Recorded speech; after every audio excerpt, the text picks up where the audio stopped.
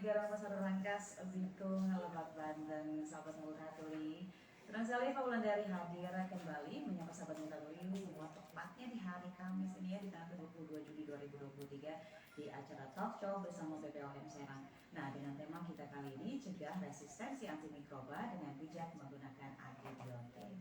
Sebetulnya apa sih yang menjadi pertanyaan resistensi antimikroba itu dan bagaimana mencegahnya? Lebih lanjut, sahabat Multatuli, senang sekali sudah hadir di studio kami. Ada siapakah ini? Ada Bapak Moza Sirait, serta saya apoteker. Selamat pagi. Selamat pagi Mbak Eva dan seluruh sahabat Multatuli dimanapun berada. Salam sehat. Salam sehat. Terima kasih sudah hadir. Biasanya selalu excited kalau sahabat Multatuli sudah mengadakan talk show bersama BPOM. Karena jauh-jauh dari Serang. Didampingi dengan dua dayang-dayang hari ini dari Serang. Oke. Dan satu dari lokal ini Aji Darmo tetanggaan. Oke, terima kasih banyak sudah hadir sekali lagi dan kebetulan juga didampingi oleh apoteker kita tercinta. Ini mah udah biasa ya. Apoteker cantik kita, apoteker Ayeni Herlinawati. Beliau adalah apoteker di RS Aji Darmo. Lengkapnya dong. Tetapi nggak apa-apa. Saya apoteker Yeni, saya bertugas di RSUD Dr. Aji Darmo. Kebetulan saya sebagai Ketua Ikatan Apoteker Indonesia, pengurus cabang Kabupaten Lebak. Wah, luar biasa. Ya, terima kasih sudah hadir dan sedikit berbicara tentang tema kita kali ini, mencegah resistensi antimikroba dengan bijak menggunakan antibiotik. Nah, kalau orang yang sering menggunakan maksudnya sering bolak-balik rumah sakit, sering berobat, mungkin tidak asing lagi dengan antibiotik ya. Ini mungkin yang jadi penasaran adalah resistensi antimikroba. Apakah apakah antibiotik itu hanya khusus untuk antimikroba saja atau seperti apa? Mohon penjelasannya dulu dari apoteker ini maupun dari Bapak Sirait, silakan. Dan saya dulu, ladies first atau men first? Yang jauh dulu. Ya, jauh dulu. Baik, sekali lagi kami sapa, salam sehat untuk kita semua. Bicara tentang resistensi mungkin ini sesuatu yang tidak begitu familiar di tengah-tengah masyarakat ya. Apalagi kalau kita bicara resistensi tentang obat. Ya mungkin sebagian besar orang mengatakan ya selama ini saya berobat fine-fine saja, baik-baik aja gitu. Tapi sebenarnya banyak kasus ya yang menunjukkan bahwa resistensi itu terjadi. Nah, apa itu resistensi? Resistensi itu adalah mikroba itu, terutama dalam hal ini adalah bakteri, menjadi kebal terhadap antibiotik yang kita gunakan. Antibiotik kan adalah obat yang khusus digunakan untuk pengobatan infeksi karena bakteri. Nah, kalau dia sudah kebal pada dosis terapi, ya kita harus mencari alternatif antibiotik lain yang lebih kuat. Nah, kalau ini juga misalnya sudah kebal, mau cari apa lagi? Ya, maka resiko terhadap pengobatan yang akan semakin panjang dan kesembuhan yang tentu akan semakin sulit dicapai, bahkan sampai kematian itu real dan pasti akan terjadi gitu ya. Jadi resistensi sekali lagi adalah keadaan di mana mikroba itu menjadi kebal pada dosis terapi penggunaan antibiotik. Nah, ini sudah terjadi bukan hanya di negara kita, di hampir semua negara ya. WHO mencatatkan bahkan angka kematian yang sangat tinggi ya setiap tahunnya gitu. Maka ini menjadi topik yang menarik untuk kita diskusikan atau kita dengarkan bersama supaya semua orang memiliki kewaspadaan. Begitu Mbak Eva. Baiklah ya. Mungkin dari semua obat-obatan, antibiotik ini tidak pernah ditinggalkan, termasuk saya juga sih sebetulnya ya. Kalau berobat ini mau apa pasti selalu dikasih antibiotik seperti itu. Iya. Dan ini juga sedikit mengulas di sini ada tentang antimicrobial resistance atau AMR ya, yang tadi sudah dijelaskan sedikit dan cukup mencengangkan seperti itu. Nah, di awal tadi juga dijelaskan juga kepada pendengar Multatuli, sahabat Multatuli, apa itu AMR. Jadi itu adalah kebalnya mikroba terhadap antibiotik. Iya. Oke, baiklah. Seram juga ya lama-lama. Sangat seram. Jadi kalau udah kebal dipukulin gitu ya. Mau ditembak ya itu istilahnya ya. Okay. Jadi kalau Mbak Eva punya ilmu kebal ya mungkin berani lawan siapapun ya. Kira-kira begitu nanti mikrobanya. Kita mau kasih apapun ya, dia ketawa-ketawa saja gitu ya.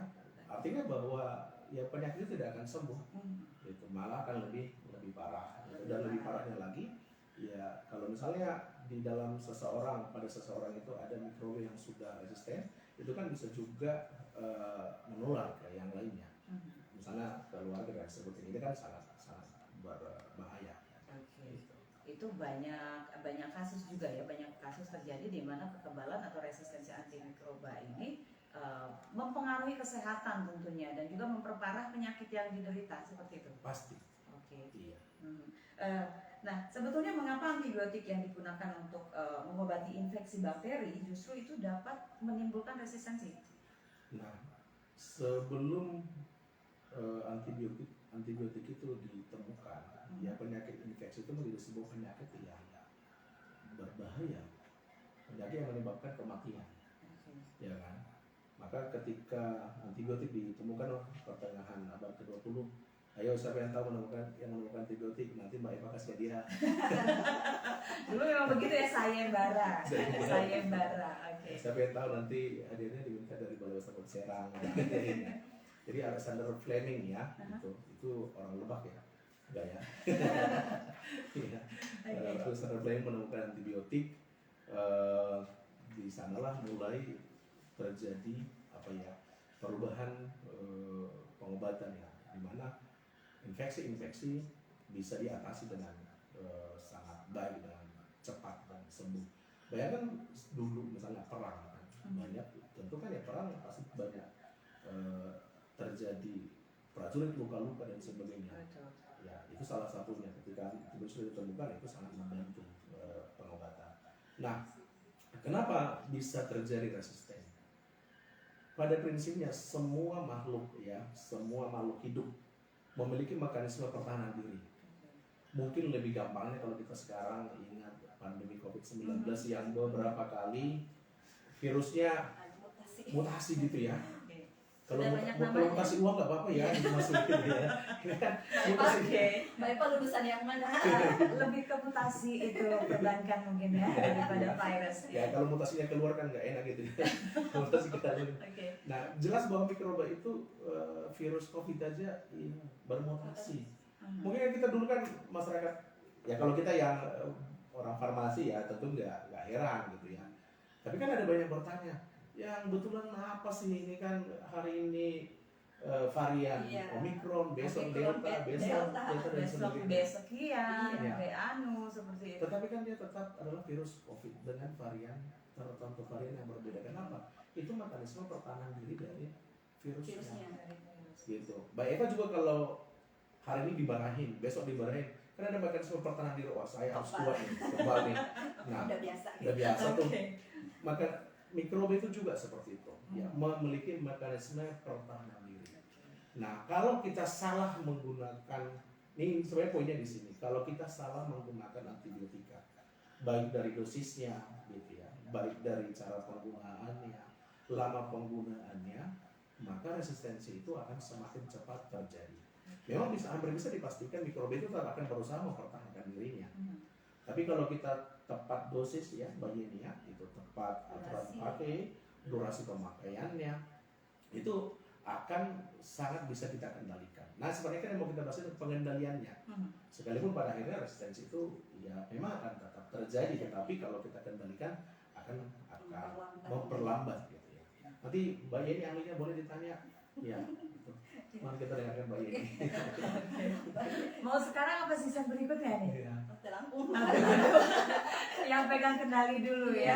Oke, sahabat Mutabuli, semakin seru tema kita kali ini, cegah resistensi antimikroba dengan bijak menggunakan antibiotik. Mungkin sahabat Mutabuli juga banyak yang bertanya-tanya ya, atau mungkin bahkan ada yang mengalami dengan berbagai penyakit yang dialami, ternyata mendapatkan treatment obat yang berbeda juga antibiotiknya. Begitu dokter apoteker Ieniku sayang. Oke. Tetap di sini saja, sahabat Mutabuli juga bisa untuk menyaksikan kami di sini di channel YouTube kami di Mutabuli FM, juga live streaming di IG, Instagram @mutabuli_fm, atau bisa bergabung untuk bertanya dan lain sebagainya di 0811 806 8900. Oke, kita istirahat dulu sejenak. Anda sangat tiba-tiba, tetap di sini saja 89 Mutabuli FM.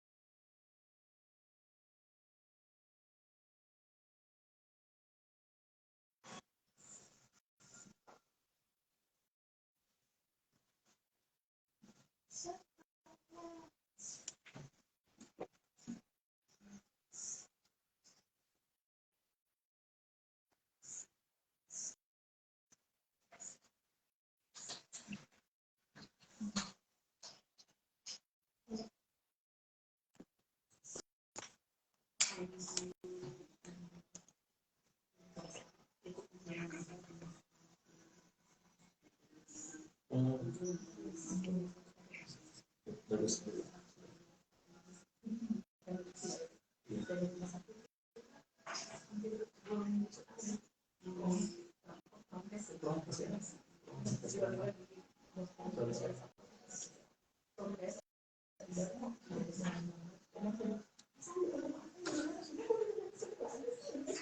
Kan itu kan sangat penting.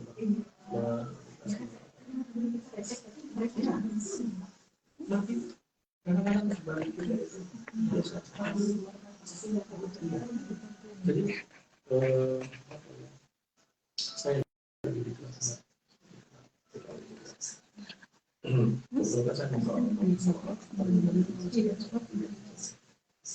katakanlah itu kan sebuah kepelatihan.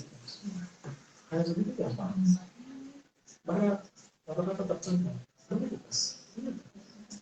Biasanya contohnya kalau misalnya flu, hampir semua mungkin menggunakan antibiotik. Tapi sebenarnya bukan saya tepat. Nah, itu tadi yang kita anggap pada biasa bagi orang awam itu ini sangat berat.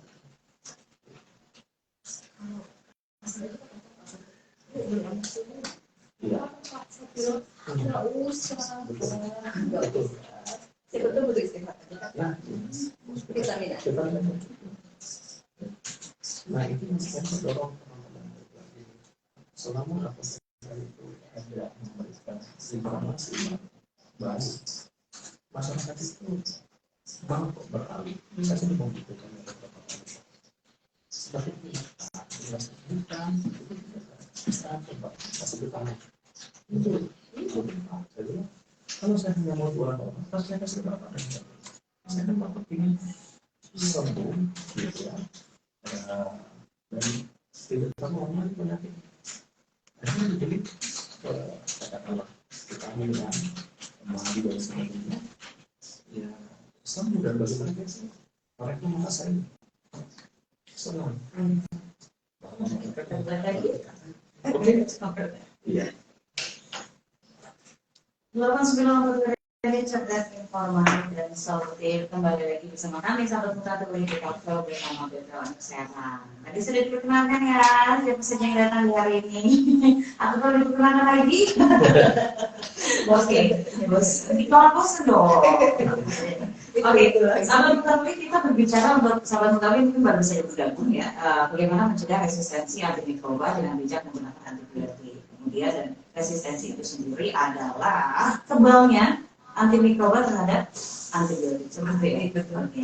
Nah, sedikit dong tadi Pak Sirait juga sudah menjelaskan sekarang untuk apoteker ini banyak ya jenisnya dari antibiotik itu. Oke, kita bahas sedikit lagi. Sebetulnya mengapa antibiotik itu digunakan untuk mengobati infeksi bakteri? Ini justru dapat itu kan mengobati ya, menekan mikroba gitu ya. Ada yang menekan, ada yang membunuh, kan membunuh dan sebagainya rupa. Membantu termasuk genosida ya, karena mikroba itu berjuta-juta biasanya. Kenapa harus dibutuhkan antibiotik gitu? Baik, terima kasih Kak Ayu. Selamat pagi sahabat Multatuli FM, bertemu lagi dengan saya. Kali ini kita kolaborasi dengan BPOM dengan IAI. Saya diajak sebenarnya ini Bapak Hajatnya. Gitu, terima kasih Bapak sudah diajak gitu ya. Untuk antibiotik memang mempunyai kemampuan membunuh begitu ya jenis bakteri yang berbeda-beda.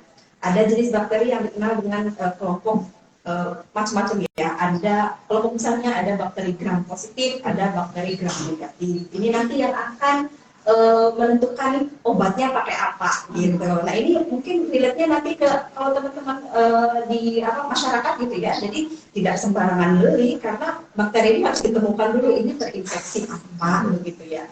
Mungkin mereka sering dengar mungkin yang penyakit TB itu berobatnya kan ada yang sampai harus 4 bulan begitu ya, panjang. Nah karena ditentukannya salah satunya jenis bakteri yang menginfeksinya begitu ya.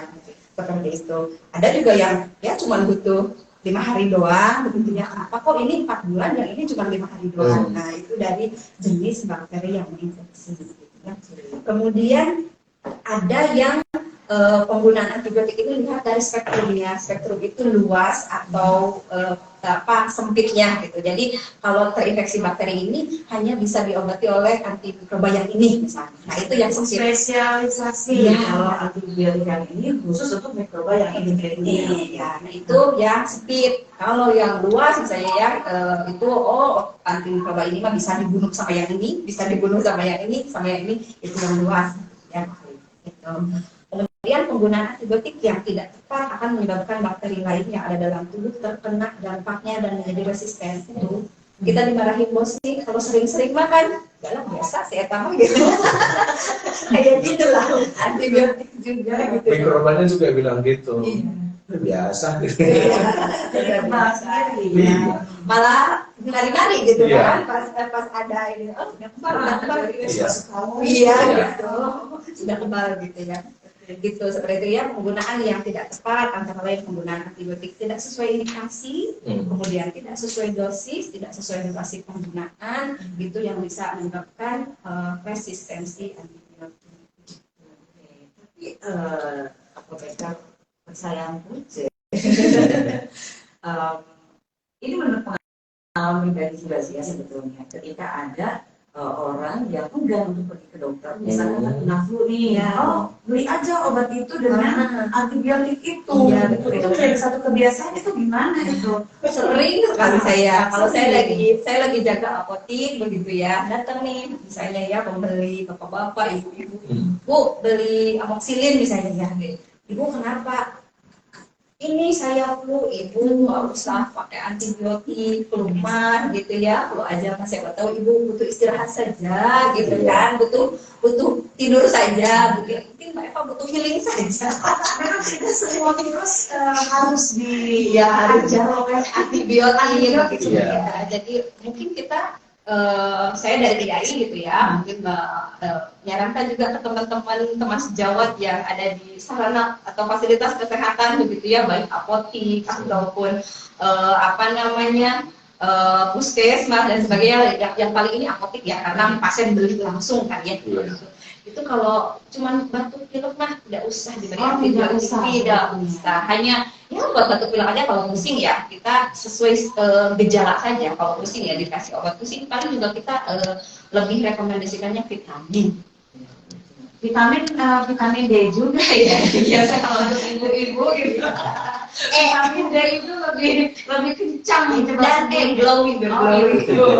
Oke. Mencerahkan kulit. Iya, mencerahkan kulit. Oke, seperti yang kita tahu juga apoteker ini ya, banyak masyarakat yang mengenal dari nama-namanya saja sudah ada amoxicillin, ya, Claskin. Sedikit bisa juga dijelaskan supaya kita tidak bisa, bukan berarti kita harus bisa menentukan ya, tapi minimalnya ketika kita ke dokter mendapatkan antibiotik dari dokter, kita tahu gitu, itu tuh untuk apa kegunaannya dan lain sebagainya.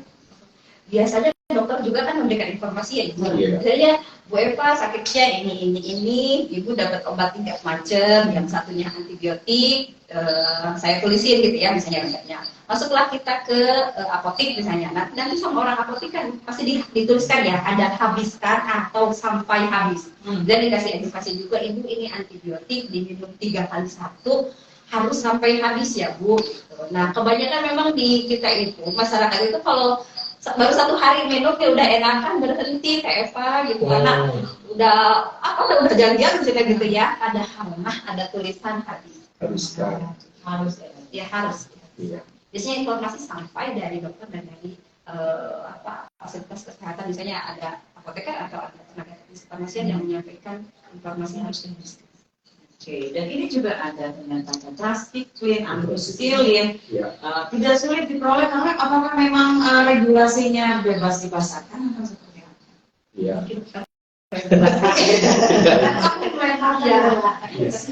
Baik, saya tadi menambahkan yang disampaikan oleh apoteker ini terkait dengan resistensi ini, karena perlu sekali dipahami.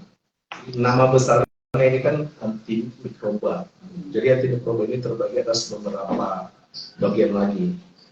Antibiotik, antivirus, anti jamur, anti parasit.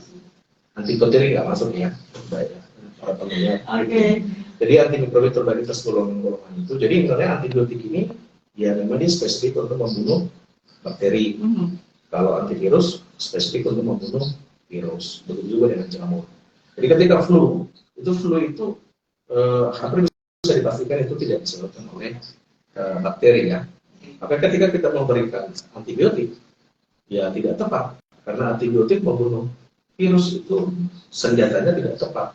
Jadi kita harus menggunakan antivirus harusnya. Jadi untuk flu ya belum ada ya antivirus flu itu, maka perlu vitamin, istirahat dan sebagainya. Jadi itu yang harus dipahami. Dan ini memang kebiasaan orang Indonesia, flu, pusing-pusing dikit, apa langsung antibiotik. Jadi ini menjadi awareness kesadaran, kita membangun pemahaman dan kesadaran soal masyarakat. Pastikan sebenarnya gini, antibiotik ya itu hanya digunakan untuk infeksi karena sakit disebabkan infeksi bakteri. Itu dulu, kalau indikasinya sudah tepat ya nanti tinggal cara penggunaan dan durasi pemakaian. Nah, bagaimana dengan tadi ini pertanyaan yang mudah ditanyakan, tapi sulit jawabnya. Regulasi. Kalau kita ngomong regulasi ini, jadi itu termasuk pada obat keras. Kan di kemasan obatnya tertulis harus dengan resep dokter. Iya, resep dokter. Jadi itu dulu. Kalau dengan resep dokter berarti harusnya apa? Ketemu dulu, diagnosa dulu. Gitu ya, diagnosa dulu. Setelah dokternya mendiagnosa, oh ini memang terindikasi ya, gitu. Dan ada bukti-bukti dan yang paling ideal itu sebenarnya harusnya ada hasil uji laboratorium. Kita semua ini dikasih atau diterapi misalnya dengan terapi COVID, ya kalau sudah positif COVID gitu ya. Kalau rada-rada kayak COVID kan belum tentu gitu. Itu kan bisa aja perasaan lo. Langsung terfitnah dan ternistakan ya oleh virus COVID. Gitu.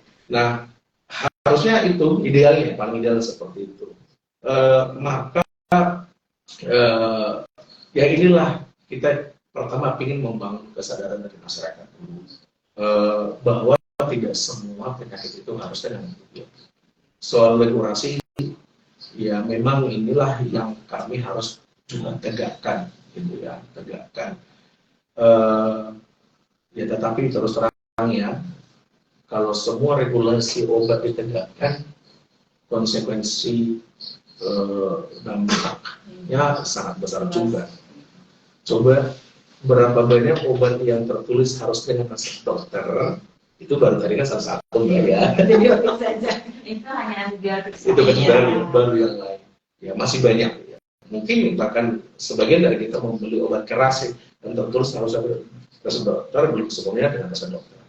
Nah ini tentu kan banyak hal yang masih harus kita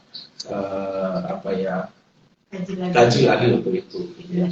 Ya dengan segala keberadaan kita. Tapi bukan berarti kita membiarkannya.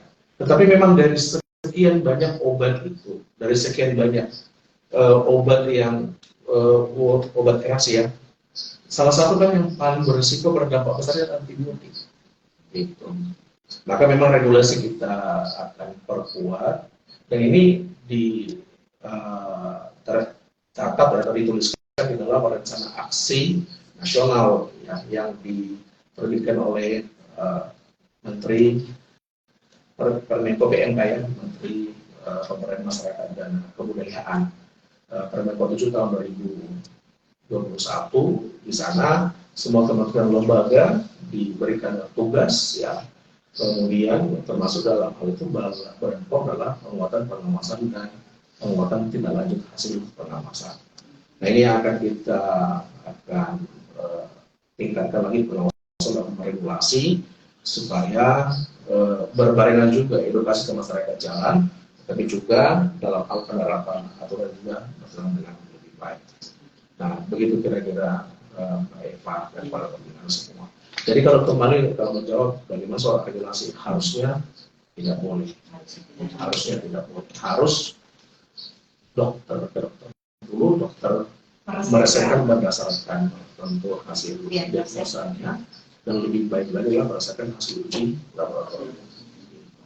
Jadi dan tidak semua yang baru kena virus flu langsung antibiotik obat ini, cukup dengan vitamin dan istirahat ya. Iya, apalagi kalau flu sebenarnya paling tepat adalah istirahat gitu. Dan Amin. Air putih? Iya. Oke, semakin menarik. Nanti kita lanjutkan di sesi ketiga, sahabat Mengkatui. Jadi untuk sahabat Mengkatui tetap di sini saja, tetap bersama BPLN sekarang. Ini apa ya? Off the record terus di situ. Saya ngomong. Kalau saya ngomong kerekam. Kalau saya ngomong. Oh, sekarang. Enggak ya? Jadi kalau kita mau tetapin aturan, mau tegakkan aturan sakral-sakrakan,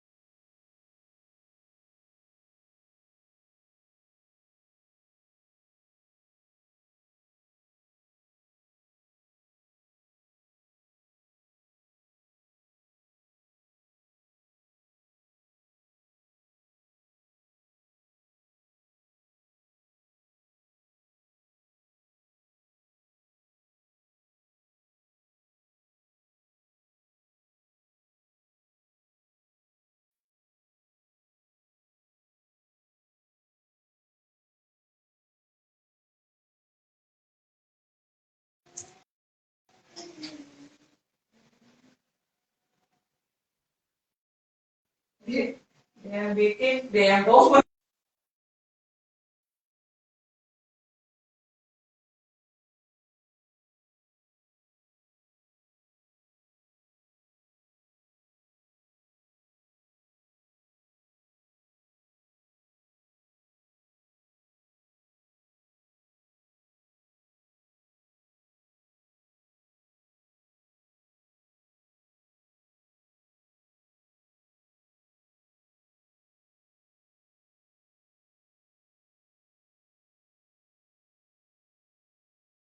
langsung rekan cerdas, informatif dan solutif kembali. Sahabat Mutaku Epokan dari di jam 47 sampai jam 10:47 menit dan sudah ditemani oleh Berjovi dan informasi ini ya, dan tentunya masih di pasir bersama BPOM Serang dan juga ada Apoteker Yeni bersama Bapak Sirait juga.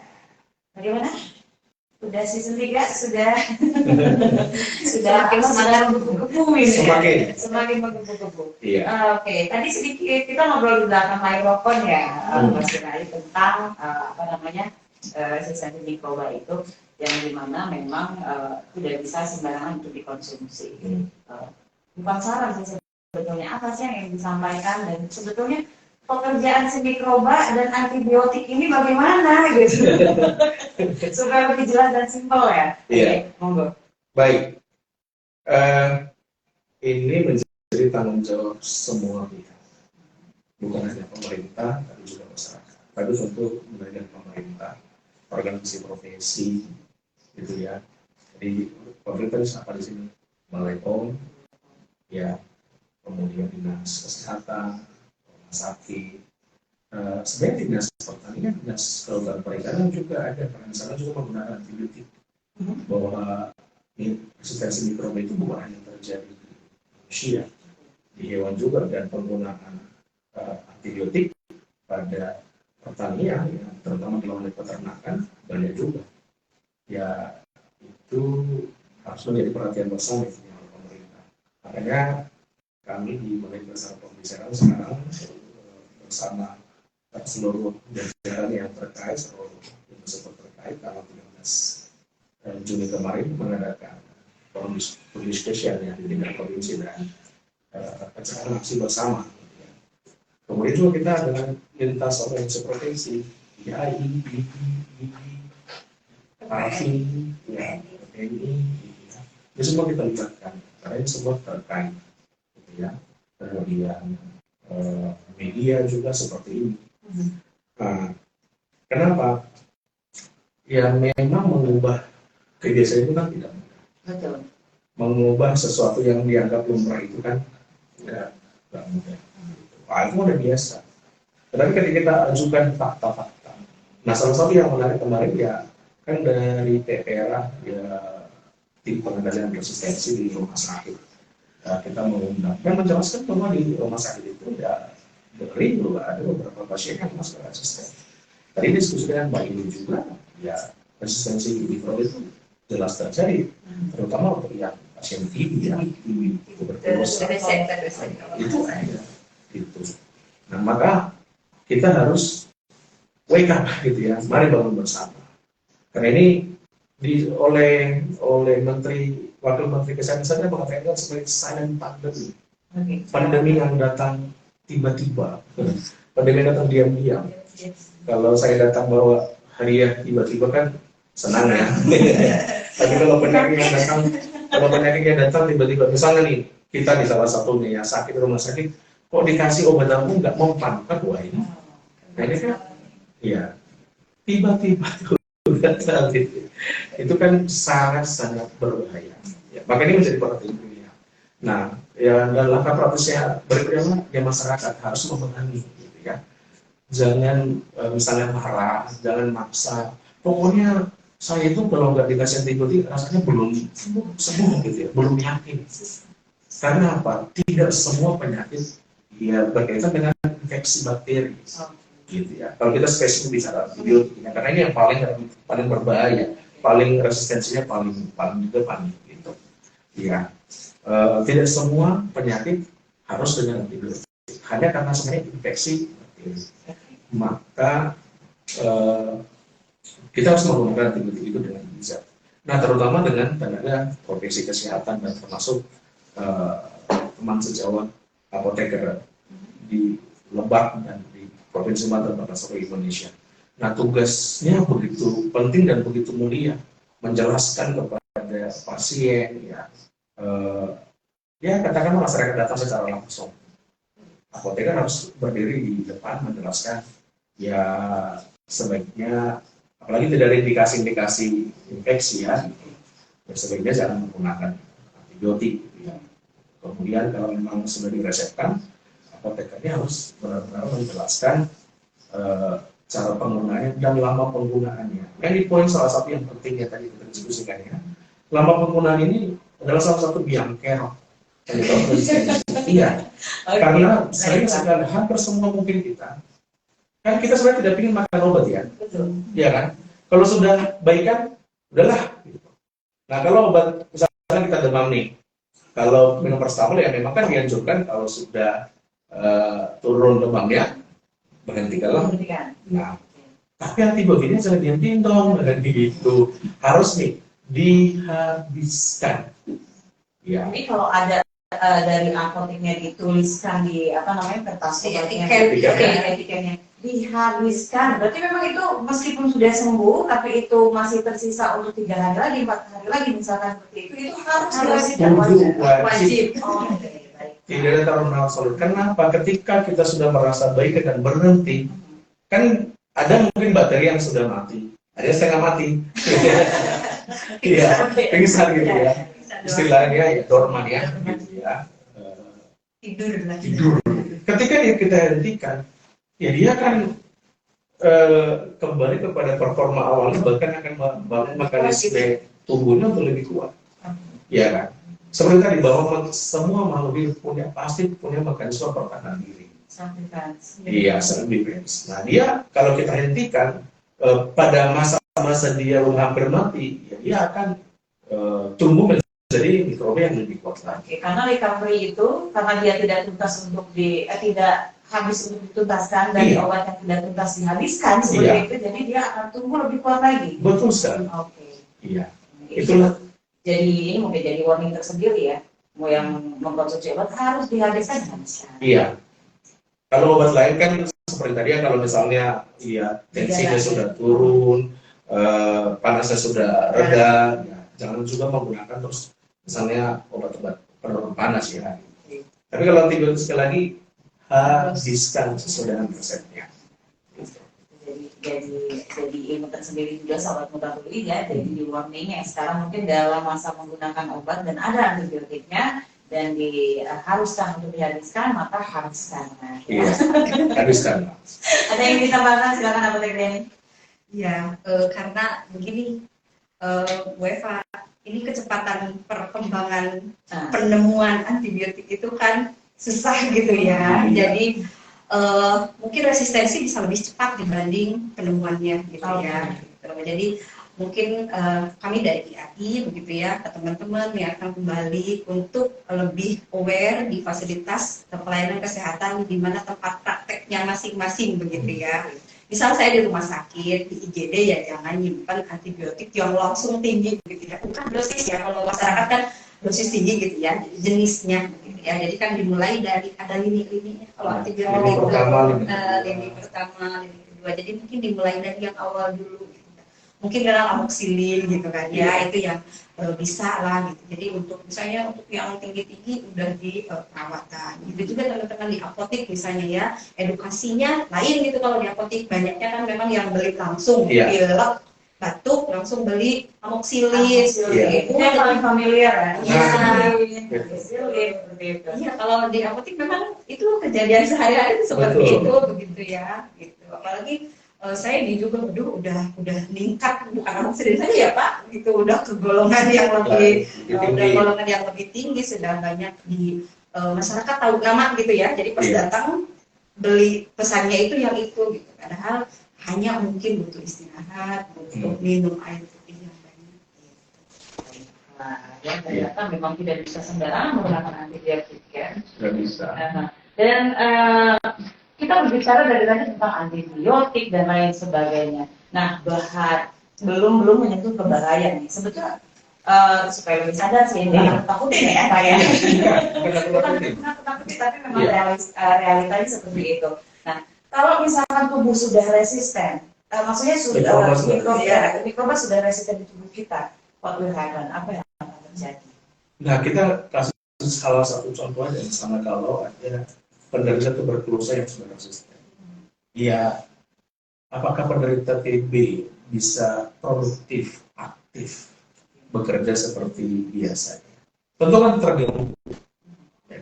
Bicara produktivitas dulu, ya kan? Ya sama kalau misalnya ketika dia mengalami infeksi misalnya sudah harus dirawat di rumah sakit dan diobati dengan obat antibiotik lini terakhir misalnya meropenem nggak sembuh, ya berarti kan biaya perawatan akan lama, dia nggak bisa produktif dan ujung-ujungnya ya kalau nggak sembuh karena mikroba itu kan akan terus bertambah makin akumulasi. Ya, makin beranak. Ya kan pertemuan mikroba kan jelas itu jelas kan gitu. Ya ujung-ujungnya gimana? Kalau udah parah gimana? Ya pulang ke rumah dulu kan. Gitu. Itu resiko real. Nah, kalau saya tadi menyinggung sedikit tentang resistensi di dunia peternakan misalnya, penggunaannya kan ya belum sepenuhnya sesuai kan. Kadang-kadang supaya yang kami dapat informasi adalah penggunaan untuk peternakan itu kan seringkali untuk pencegahan bukan untuk terapi. Sebenarnya kan antibiotik itu kan untuk pencegahan tapi untuk terapi.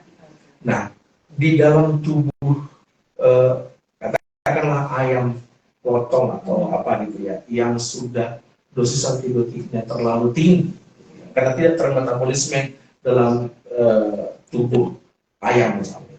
Kalau kita mau konsumsinya, ya masuk juga nanti antibiotik ke dalam tubuh kita.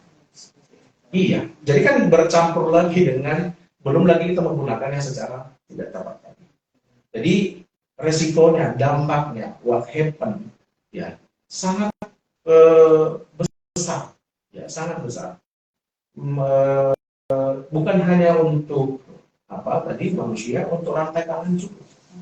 Ya, penggunaan antibiotika di dunia perikanan kan budidaya ikan. Nah, syukurnya kemarin kami mendapat informasi dari buka di Kelautan Perikanan Provinsi Banten, ya penggunaan ada namanya cara budidaya ikan yang baik. Nah, penggunaan misalnya itu sudah sangat baik. Artinya bisa terkendalikan lah, tidak juga mencemari lingkungan. Kalau tidak, contoh kecil ini ya. Siapa yang punya akuarium gitu ya, yang punya ikan di akuarium. Kalau ikannya sakit, ikannya disuntik antibiotik satu persatu atau antibiotiknya dituang di air. Nah, sekarang antibiotik dalam air itu gimana? Apakah itu tidak berpeluang untuk mencemari lingkungan? Ya, kalau gerungnya besar banget kan gitu. Dan sering-sering. Ya kita kan tidak melihat parsial-parsial. Tapi dalam skala yang besar tentu itu juga berpengaruh. Apalagi kalau misalnya bukan akuarium ya, tapi dalam pengelolaan atau budaya ikan yang tidak tepat. Dan ikan konsumsi misalkan untuk ikan dan sebagainya. Kita konsumsi ataupun ke lingkungannya kan berdampak semua, gitu ya. Jadi lain kali kalau ikannya sakit disuntik satu-satu. Ya kan? Jadi ini saling terkait selain ke manusia yang tentu berdampak pada produktivitas, pada lama perawatan, ya kan? Ya kalau lama perawatan, keluarga yang akan menjadi korban, bahkan dari sampai ya berpulang. Kalau di data yang kita baca kan, WHO mengatakan seperti misalnya di tahun 2019 sebanyak 5 juta jiwa itu meninggal gara-gara resistensi. Dan pada tahun 2050, jika ini tidak kita kendalikan, 10 juta jiwa akan menjadi korban setiap tahun. 10 juta setiap tahun. Iya, di seluruh dunia ya. Oke. Gitu. Itu menurut data WHO. Prediksi jika kita tidak mengendalikannya sekarang. Tapi sekali kalau menurut data ya, menurut WHO, tahun 2019 angka kematian itu diperkirakan, bukan diprediksi. Ya, gitu ya. Diperkirakan. Karena kenapa masih jadi perkiraan? Karena memang data-data ini juga kan masih belum terkumpul semuanya dengan baik. Iya. Wow, luar biasa ternyata. Hanya satu kecil antibiotik gitu ya. Iya. Sepele, antibiotik apa sih? Gitu. Ya kan seperti itu di masyarakat beredar seperti itu Pak sebetulnya ya. Iya. Dan sudah familiarnya pasti kalau berobat, jadi tapi jangan sering antibiotik. Adalah di apotek kita beli aja kan seperti itu. Iya. Jadi inilah sahabat Multatuli, lebih tepatnya sahabat Multatuli bukan menentukan untuk mengobati diri sendiri ya supaya tahu jenis-jenis antibiotik dan resistensinya kepada tubuh kita ataupun kepada lingkungan sekitar, dampaknya apa saja. Mungkin kita istirahat sejenak karena ada 2 sesi lagi. Jadi mari kita persiapan apa yang disampaikan berikutnya. Ya, tetap di sini saya 891 dari atau bersama BPL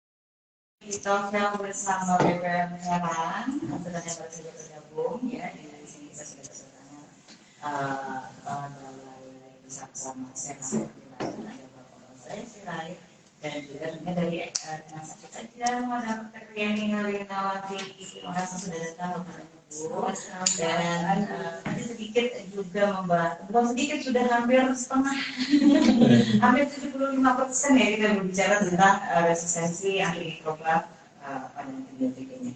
Nah, ini sedikit membaca juga, tapi dampak yang ditimbulkan dari resistensi antimikrobak itu begitu besar. Dan juga menjadi ancaman global yang serius ternyata ya, karena antibiotik tidak hanya digunakan untuk penyakit dan lain sebagainya, tapi juga pada peternakan, perikanan, dan lain dan industri lainnya mungkin. Nah, bagaimana peran dari resistensi dan IA ini ya, ini dalam upaya pengendalian resistensi antimikrobak ini? Silakan. Kita mulai dari mana? Mas Syafar, mulai dari mana? Baik, terima kasih para sahabat Multatuli dimanapun berada, salam sehat ya, semangat di siang hari yang begitu indah ini. Peran dari pemerintah dalam hal ini Badan POM sebagai lembaga yang diberikan tugas untuk melakukan pengawasan di bidang obat dan makanan, kami itu melakukan pemeriksaan rutin di semua sarana pelayanan kefarmasian. Jadi mulai dari rumah sakit, klinik, apotek, toko obat, gitu ya. Kemudian di sarana distribusi juga, termasuk sarana produksi juga. Ya. Jadi mulai dari produksi, distribusi sampai sarana pelayanan semuanya diawasi. Pertama untuk memastikan kualitas atau mutu dari obat antibiotik. Karena harus terjamin mutunya. Kalau memang memiliki efek farmakologis sesuai dengan yang diharapkan. Gitu. Selain itu, kita melakukan sampling. Jadi sekitar 17% dari obat yang kami sampling untuk diuji secara laboratorium itu adalah antibiotika. Sekali lagi kalau untuk pemastian mutu. Artinya kalau tidak mutunya tidak baik, tidak sesuai, maka kita akan ambil tindakan sesuai dengan aturan yang berlaku. Apakah itu pencabutan izin, apakah itu penghentian produksi, yang semua itu tergantung pada kadar pelanggaran atau temuannya.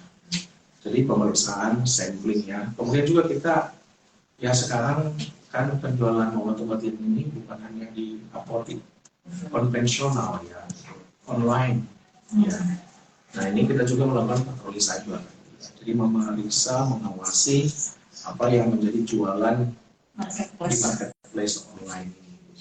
Nah semuanya ini tentu bermuara kembali kepada apakah sesuai dengan aturan, sesuai dengan standar. Kalau tidak sesuai, tentu akan diberikan tindakan yang sesuai dengan aturan yang berlaku. Selain itu, tentu kita juga memberikan edukasi kepada masyarakat, termasuk pemerintah. Karena sebenarnya bagian terpenting dalam pengawasan atau pemain terpenting dalam pengawasan itu sebenarnya siapa? Atau yang paling menentukan pengawasan itu berhasil siapa? Sebenarnya kan kita semua masyarakat. Iya, bahwa bagaimanapun kami, bagaimanapun IAI dan institusi lain melakukan pengawasan, kan nggak mungkin semuanya. Tetapi kalau konsumen teredukasi dan menjadi konsumen yang cerdas, ini boleh, ini tidak, dan kalau misalnya ada masalah, sampaikan atau tanyakan kepada yang kompeten di situ. Gitu. Nah, edukasi inilah yang juga kami gencar melakukan supaya pemahaman masyarakat tentang antibiotik dan obat dan makanan secara umum juga bisa meningkat, gitu ya. Dan juga untuk mendekatkan diri kepada masyarakat supaya tidak sungkan, tidak perlu bertanya kepada dukun. Nanti datang ke dukun apakah antibiotik ini mana? Maksudnya datanglah kepada ahlinya, datanglah kepada pihak-pihak yang berkaitan dengan itu supaya mendapatkan jawaban yang jelas, pasti, dan tentu tidak akan merugikan, tapi justru untuk kebaikan negara. Begitu, Pak.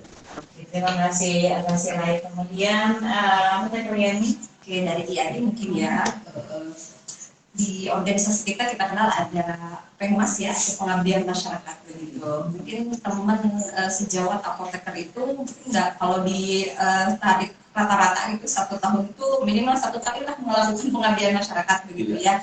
Nanti kan untuk perpanjangan STR gitu ya, surat tanda registrasi dan sebagainya terkait nanti keabsahan praktek kami begitu ya. Nah, salah satunya ada dagu sibuk kita. Saya juga pernah ngisi di sini. Saya lupa lagi ya Pak Eva atau Mbak Ayu dulu yang di sini. Kita ada dagu sibuk. Dapatkan, gunakan, simpan dan buang dengan benar. Mungkin pernah mendengar cara menobat. Ya, cara mendapatkannya bagaimana, di mana, begitu ya. Kemudian menyimpannya seperti apa kalau sudah ada di rumah, begitu. Kemudian menggunakannya seperti apa dan sampai membuangnya seperti apa. Itu mungkin salah satunya kita ada edukasi ke masyarakat terkait pemakaian antibiotik ini, salah satunya di dagu sibuk. Ya. Kemudian yang kedua, mengingatkan kembali kepada teman sejawat yang berpraktek di sarana kesehatan yang tempat sifatnya ya izin prakteknya di mana, mengingatkan kembali awareness untuk antibiotik ini. Mari kita semangat bersama-sama begitu ya. Pemakaian antibiotik harus dijaga, harus sesuai dengan Oke, baiklah ya. Dan itu tadi sudah hampir dijelaskan semua, sahabat Mutatuli. Ada sedikit yang menjadi masalah mungkin sebelum nanti kita ke sesi terakhir. Ya. Nah, setelah misalkan kita kembali ke awal, resistensi terjadi, sebetulnya apa yang harus dilakukan? Apakah menambah dosis antibiotik atau mengganti antibiotik atau seperti apa? baik, mungkin saya ini izin Bapak, mungkin kita ambil contoh untuk TBC mungkin ya, karena di Lebak ini TBC-nya lumayan tinggi, populasi yang penderita TB gitu ya.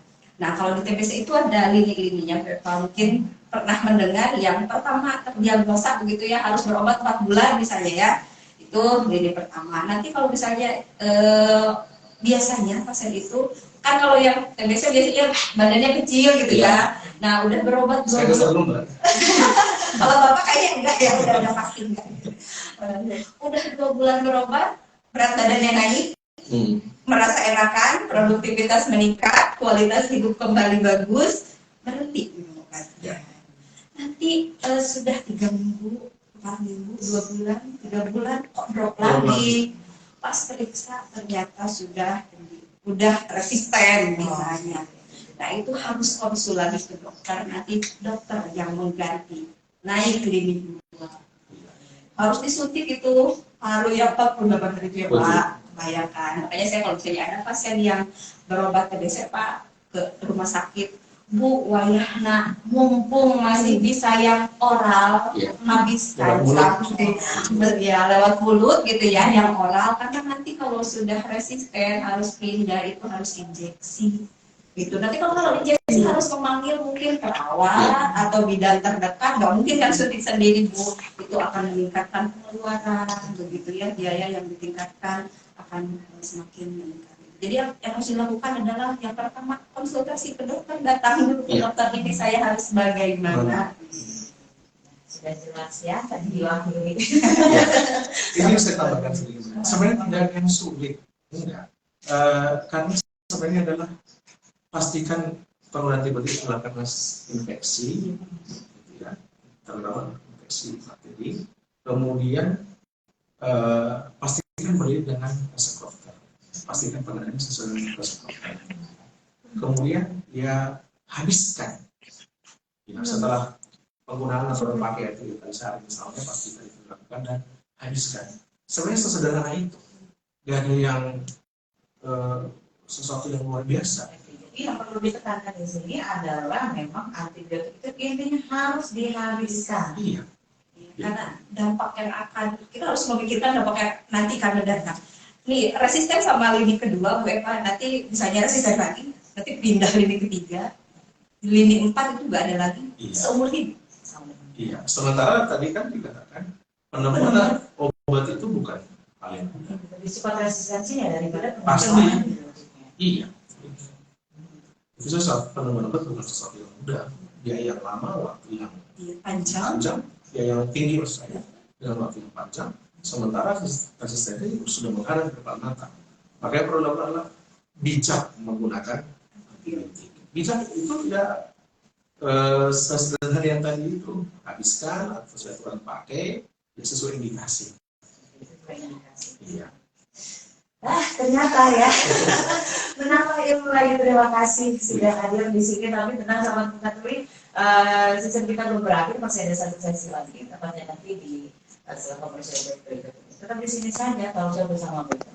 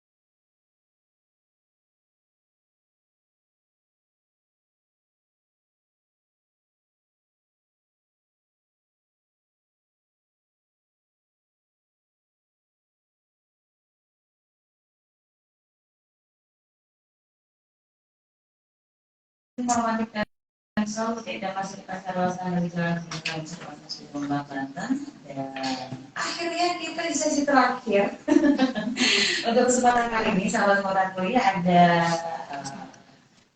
apa namanya dari Bapak Kepala Besar Balai Besar Pemasaran Provinsi Banten ya, ada Bapak Mozaya tadi Sulit ya. repot ya Pak, tapi begitulah ya sahabat Muda Dewi. Kemudian juga ada apa kalian juga yang sudah di sini. Tapi ini adalah the last season untuk kita kali ini, jadi mungkin sahabat Muda Dewi perlu mendengarkan nih saran dan juga arahan ya dari Bapak dan Ibu yang kompeten ini mengenai resistensi antimikrobial. Silakan. Yang mau kita benahi semua ya, yang mau kita lakukan perbaikan ya di semua lini, terutama lah membangun sinergitas ya, bahwa sesuai dengan Menko PMK nomor 7 tahun 2021, mungkin ini harus menjadi acuan bagi seluruh lembaga pemerintahan, Kementerian Kesehatan, Badan POM, Dinas Pertanian, Dinas Pertanian, Provinsi, masyarakat, media harus mengingatkan ini kepada masyarakat.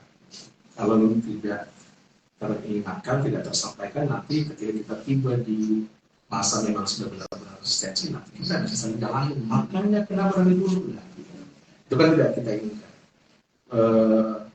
Ini bukan usaha mencari oleh, ini bukan isu yang tidak benar, ini isu nyata gitu ya. Karena jurnal-jurnal internasional kan juga sudah menemukan, bahkan ya banyak sendiri sudah menyampaikan melalui katakanlah TB, NDR ya, gitu, resistensi mikro itu bahwa terjadi di sini. Beberapa waktu lalu sudah saya katakan kami bersama-sama dengan lintas terkait, terutama untuk pemberian asistensi biotik di Provinsi Banten mengatakan juga itu terjadi. Gitu ya. Maka ayo kita bersama-sama, semua sesuai dengan tugas fungsinya, sesuai dengan perannya. Gitu ya.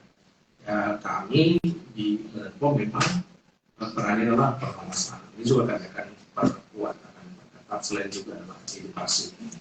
Ya, peningkatan kualitas tindak lanjut pengawasan itu perlu. Nah, kami di Balai Besar Pemisahan itu punya ini menjadi inovasi, menjadi proyek tersendiri bagi kami untuk pembinaan asistensi. Kami menyebutnya batik warisan. Nah, batik warisan itu singkatan dari bijak menggunakan antibiotik, waspada resistensi, dan silent pandemi. Nah, gitu. Jadi kita ingin mewariskan sesuatu yang baik bagi generasi berikutnya. Kalau sekarang kan yang memang kita harus pikirkan adalah generasi ke depan. Kalau 2050, seperti saya katakan tadi, 2050 kita masih hidup ya. Ya. Tapi sesuatu anak kita kan harapannya kan masih hidup sebagainya. Mereka yang akan kita selamatkan. Jadi bijak menggunakan antibiotik sekarang menyelamatkan masa depan, aja yang salah. Sangat asal. Itu sudah bagian dari ya upaya perbaikan dan pembenahan penggunaan antibiotik yang mencegah resistensi ke depan. Begitu baik. Terima kasih Pak Sirait ya. Ya. Dan Oke, baik. Mungkin dari kami, dari organisasi profesi ya. Yang pertama mungkin ada 4 di sini ya. Yang pertama ya jika menerima resep obat begitu ya untuk pendengar Modatori FM, kemudian sudah diambil atau ditebus gitu ya, ada tulisan habiskan atau harus habis. Banyaknya sekarang kita harus habis ya, kalau habiskan pernah ada kejadian sudah langsung dihabiskan. Jadi harusnya habis komunikasi iya gitu ya, harus habis. Jadi ya harus dihabiskan. Kemudian yang kedua memberi pemahaman kepada masyarakat bahwa antibiotik itu hanya boleh dibeli mungkin ya dengan resep dokter begitu ya. Kemudian yang ketiga, jika mengalami gejala ringan, dianjurkan tidak usah memberi antibiotik. Ya, vitamin saja cukup, istirahat yang cukup, minum air putih yang banyak. Kemudian yang terakhir, jangan pinjaman obat dengan tetangga. Bu kemarin cuma lihat ya atau berobat ya gitu. Dia udah sembuh, saya masih aja gitu ya. Jadi padahal kan mungkin keluhan yang ibu satu dengan yang lainnya mungkin tidak pasti sama. Jadi jangan itu kan kultur masyarakat kita ya Pak. Iya. Bermurah hati. Iya gitu. Tetapi berkontribusi pada resistensi. Seperti itu. Ya kalau pinjamkan kan berarti kan yang bersangkutan juga tidak menghabiskan berarti. Betul. Karena sudah merasa sehat kan 1 hari udah oke, udah berhenti. Tetangganya kena sama cenanya yang meler-meler udah punya saya aja gitu. Oke ya, kembali kepada kultur yang berpengaruh. Jadi dalam peran BPOM bagaimana sedikit rupa mendorong apoteker ini dan rekan-rekan untuk bisa mensosialisasikan dengan baik resistensi antimikroba, kekebalan resistensi dari dengan antibiotik seperti itu. Oke, ada yang ingin disampaikan, monggo silakan, Bulas Badalis. Baik, bagi kami terima kasih untuk semua pihak yang selama ini sudah bekerja sama. Tapi kerjasama kita sekarang memang harus kita tingkatkan lagi dengan evaluasi dan monitoring yang lebih baik lagi supaya ke depan kita bisa mengukur sebenarnya seberapa jauh keberhasilan kita. Ya, selama ini sudah dilakukan, tetapi kita harus lebih intens lagi. Makanya kami mendorong ini gitu ya. Nanti bulan 11 kan bulan antibiotik ya. Tapi berharap itu bisa menjadi salah satu momentum gitu ya, bahwa selama beberapa bulan kita mengedukasi ada perbaikan, ada perubahan yang nyata gitu ya. Itu sih. Jadi untuk ke depan dan mulai sekarang ya kita ayo organisasi profesi, IAI, ID, PNI, IB, AFI semuanya gitu ya. Termasuk juga satu lagi mungkin dari sudah disebutkan GP Farmasi. Gabungan perusahaan farmasi kami sangat mengapresiasi juga upaya-upaya yang kami lakukan. Nah ini juga kami mendorong mereka untuk lebih, apalagi ya juga ya, lebih memperhatikan penjualannya kan gitu. Ya, karena ini kan rantai ini kan, gitu. Ya, kita memahami bahwa namanya gabungan perusahaan farmasi orientasinya bisnis, tapi kan harus juga melihat aspek kesehatan dan aspek sosial dalam jangka panjang gitu ya. Jadi ini juga peran GP Farmasi juga sangat dibutuhkan untuk mencegah resistensi yang semakin cepat. Demikian Pak. Baik, terima kasih Pak Sirait, terima kasih. Saya mau pantun boleh? Mau. Ini yang paling ditunggu-tunggu. Setiap tahun. Ya, Baik. closing statement Bapak saya pantun. Baik. Boleh dicakap-cakapin ya? Boleh. Pasti. Ya. Oke. Ke Jakarta naik bis kota. Cakep. Mampir sebentar di Serang Raya. Cakep. Mari cegah bersama-sama. Cakep. Resistensi antimikroba. Asik. Terima kasih, terima kasih Pak Sirait sudah ada di Pusat Hulu Radio. Mohon maaf untuk segala kekurangan dan mohon tidak bosan untuk terus bekerja sama bersama kami mengedukasi masyarakat tentang makanan, tentang obat dan lain sebagainya. Terima kasih juga untuk Dea yang Pak Sirait. Terima kasih banyak sudah hadir dan mohon diterimakan kami Multatuli sebagai partner Pasti. media partner di BPOS. Oke.